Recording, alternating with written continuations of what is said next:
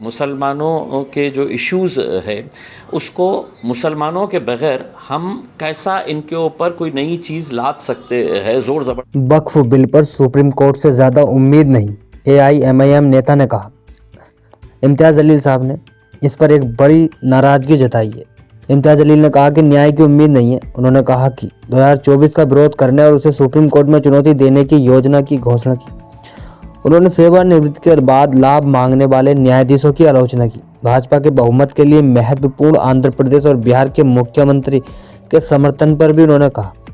बता दें कि ऑल इंडिया मजलिस-ए-इत्तेहादुल मुस्लिमीन के वरिष्ठ नेता इम्तियाज़ जलील साहब ने अपनी पार्टी की मंशा जाहिर की। उन्होंने कहा कि वक्फ संशोधन विधेयक 2024 के सड़कों पर विरोध करेगी और इस सर्वोच्च न्यायालय में चुनौती देगी, लेकिन उन्होंने कहा कि सर्वोच्च न्यायालय से ज़्यादा उम्मीद नहीं। जब विधेयक पारित हुआ है तो हम एक लड़ाई सड़क पर और दूसरी सुप्रीम कोर्ट में लड़ेंगे, लेकिन हमें सुप्रीम कोर्ट से ज़्यादा उम्मीद नहीं है। उन्होंने कहा कि यदि कुछ न्यायाधीश NHRC राष्ट्रीय मानवाधिकार आयोग के अध्यक्ष बनना चाहते हैं या सेवा के बाद राज्यसभा सीट चाहते हैं तो न्याय नहीं होगा। प्रधानमंत्री मोदी के शासन में ऐसे कई न्यायाधीश हैं जो सेवा होते ही प्रधानमंत्री मोदी के बगल में जाकर बैठ जाते हैं और अच्छे पद पा लेते हैं। देखिए, ये बिल जो है एक शरारती तौर के ऊपर जिस तरह से पिछले कुछ सालों के अंदर हम देख रहे हैं, हर अधिवेशन के अंदर मुसलमानों के ताल्लुक़ से मुसलमानों के जो इश्यूज़ है उसको मुसलमानों के बगैर हम कैसा इनके ऊपर कोई नई चीज़ लाद सकते हैं, ज़ोर ज़बरदस्ती कर सकते हैं, ये बिल उसकी एक और मिसाल है।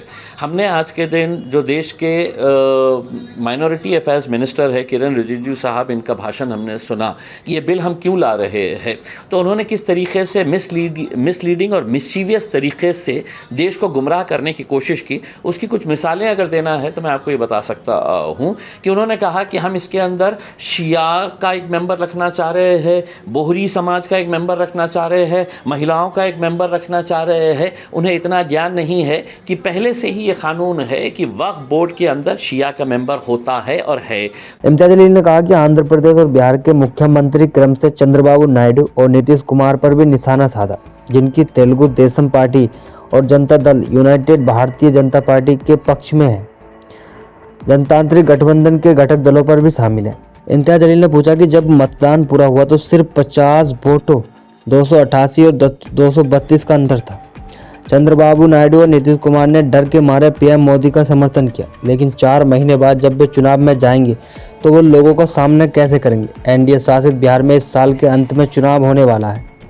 भाजपा के लिए नायडू और नीतीश कुमार का समर्थन विधेयक को लोकसभा में कराने में महत्वपूर्ण है, क्योंकि अपने कार्यकाल के पहले दोनों कार्यकालों के विपरीत भगवा पार्टी के पास सदन में अपना बहुमत नहीं है। मुस्लिम संगठन दोनों नेताओं पर विधेयक का समर्थन न करने का दबाव बना रहे थे, क्योंकि समुदाय के उनके दलों का समर्थन है। बुधवार को दोपहर से शुरू हुई लंबी बहस के बाद लोकसभा ने गुरुवार को तड़के वक्फ संशोधन विधेयक को पारित कर दिया। अब इस विधेयक पर राज्यसभा में बहस हो रही है और उम्मीद है कि यहाँ भी पारित नहीं हो पाएगा।